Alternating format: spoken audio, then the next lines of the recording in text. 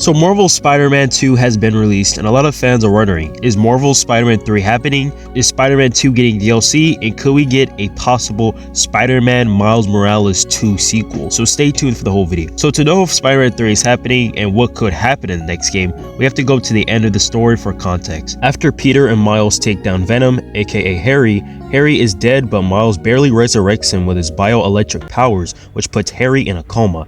Norman is angry at the Spider-Mans for quote-unquote ruining his son, which then he says, "Get the G serum," which is the Green Goblin serum. And I see a lot of people say that Harry is going to be the next Green Goblin since Norman is going to try and cure his son, but he was already a villain in Spider-Man 2, and plus I feel like Insomniac has been teasing that Norman is going to be the next Green Goblin. But anyways, in the next scene we have Peter taking a break as Spider-Man, not retiring. Just had to say that to people who thought he quit or retired. And I will come back to this scene later because it will be very important. But we then get a post-credit scene where Norman visits Dr. Octavius trying to team with him, but Otto declines. Norman then asks what is Otto writing, and he says, "The final chapter." Now, this could mean a lot of things. One, it could get the Superior Spider-Man route, which was a dying Dr. Octavius swapping minds with Peter, allowing Otto to be Spider-Man, but a violent one, quite similar to Spider-Man 2. So I don't see them doing this because it's going to be repetitive unless they change it up a bit, since, you know, Insomniac does like to change up some stuff for something brand new. Also, something interesting someone pointed out was Dr. Octavius' glasses had Spider-Man lens shadow shape, so who knows. Number 2, this could be Insomniac telling us that this will be the final Spider-Man game, making it a trilogy. Or 3, it could be Peter's death in Spider-Man 3.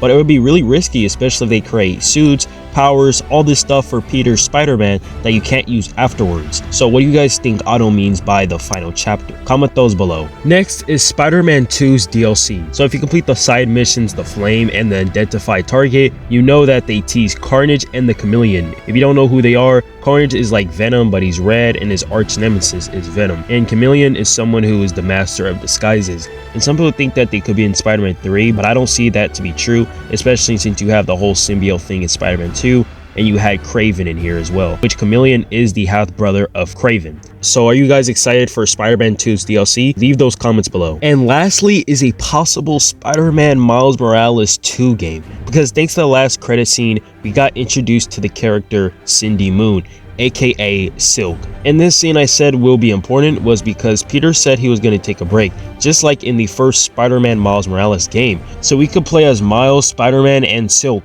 hence why it's called Spider-Man Miles Morales 2, playing as 2 Spider-Man characters. So in this game, Miles could teach Cindy the ropes of becoming Spider-Man or Spider-Woman. So before we get a Spider-Man 3, we would get Spider-Man Miles Morales 2, introducing Silk.